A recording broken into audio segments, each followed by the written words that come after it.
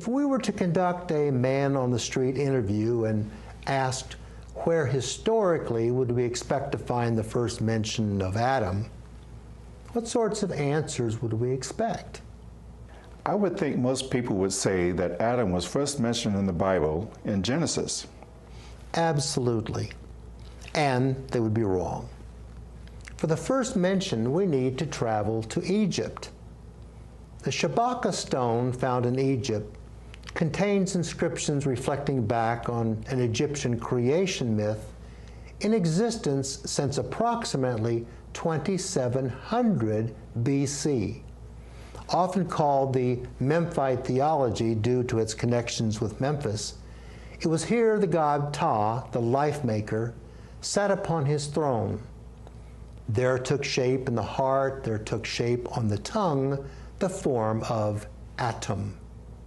Heart who lets all thinking rise, tongue to say again all Ptah's heart thought.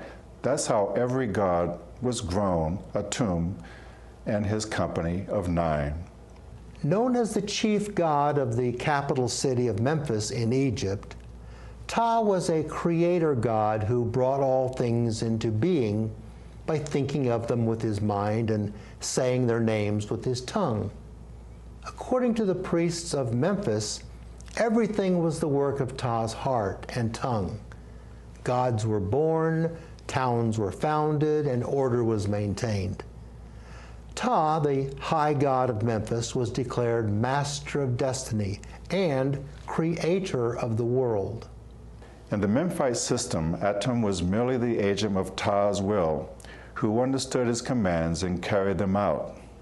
Ptah is described as the unifier of Upper and Lower Egypt.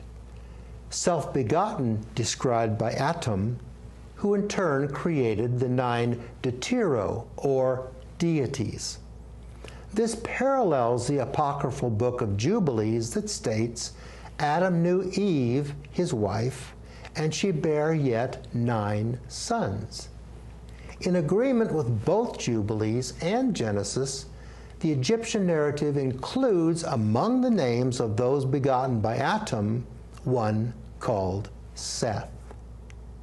The Memphite theology is further reflected in a dedication dating to about 2400 BC, cut in stone in the pyramids of Egyptian pharaohs Mernere and Neferkare.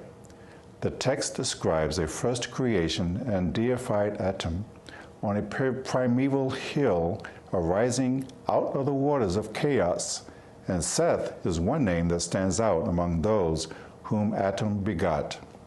In the mindset of ancient Egypt, it is only a short step from being created to being a creator. Hymns to Atum honored him as such, and one who accompanied the people, their pharaoh, and their land from birth to death to rebirth. Atum would sail his boat across the sky, and priests would sing hymns. Even a hearkening to Genesis 1 can be seen in the following hymn to Atum. There were no heavens and no earth. There was no dry land, and there were no reptiles in the land. Yunus was a pharaoh and the last ruler of the 5th dynasty in Egypt. His reign has been dated between 2375 and 2345 BC. This is part of the inscription on his pyramid walls. Your arm is that of Atum. Your shoulders are those of Atum. Your belly is that of Atum. Your back is that of Atum.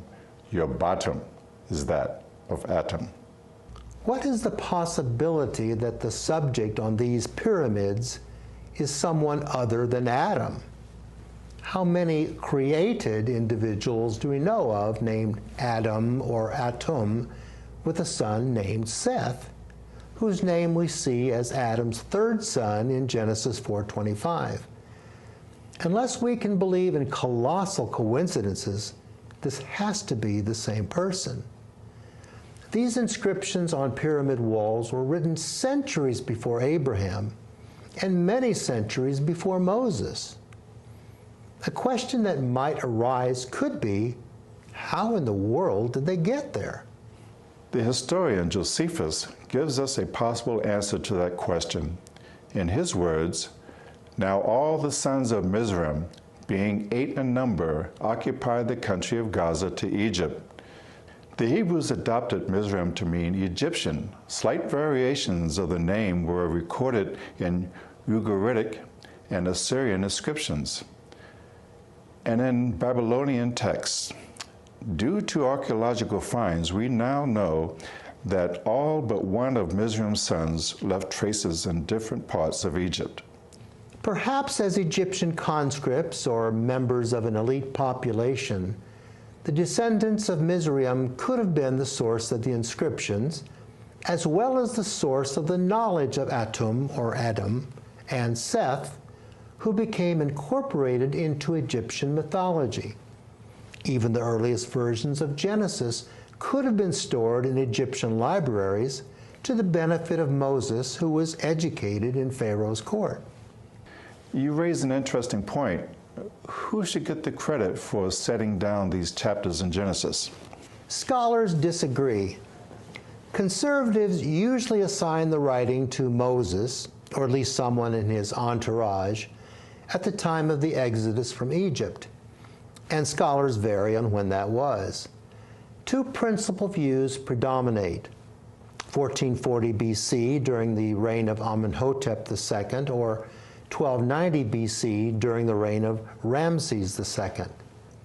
In more recent years, there's been a tendency to push the compiling of Genesis to the period of the Babylonian exile, between 597 and 539 BC, and whether that was a small group of scribes or Ezra, perhaps, no one knows. In my own opinion, it is possible that none of these views is correct. From the literature obtained from ancient Mesopotamia, we know that the ability to write has a long history, and all the knowledge of what transpired from Adam to the dispersion of Noah's descendant tribes, described in Genesis 10, would have been known by Mizraim and his descendants. And they lived in Egypt, where the Egyptian creation myths originated. Just as the Sumerians adopted Akkadian gods into their own pantheon of gods, so too perhaps the Egyptians did the same thing. Adam and Seth simply became incorporated into the Egyptian scheme of creation. In the next episode, we will examine further historical evidence confirming Adam's physical existence in the ancient Near East. We also should be mindful of Adam's place in redemptive history. Adam, as God's chosen, was the first man who could have been capable of achieving God's kingdom through simple obedience. Don't eat of a certain tree. And we all know what happened there. Adam was then required to offer a blood sacrifice as a symbol of atonement, and this ritual was passed to his generations. We can only guess at what Adam might have been able to do had he remained obedient. Created in the image of God, Adam was an ambassador, a representative whose purpose in all probability was to bring the world into the knowledge of God. But being human, he wasn't up to the task. Thanks to my co-host Ken Miller, and thank you for watching. We hope that through these presentations you will have a better appreciation for the inspired Genesis text, and will share this information with family and friends with confidence that Genesis history can be reinforced with evidence to support its validity.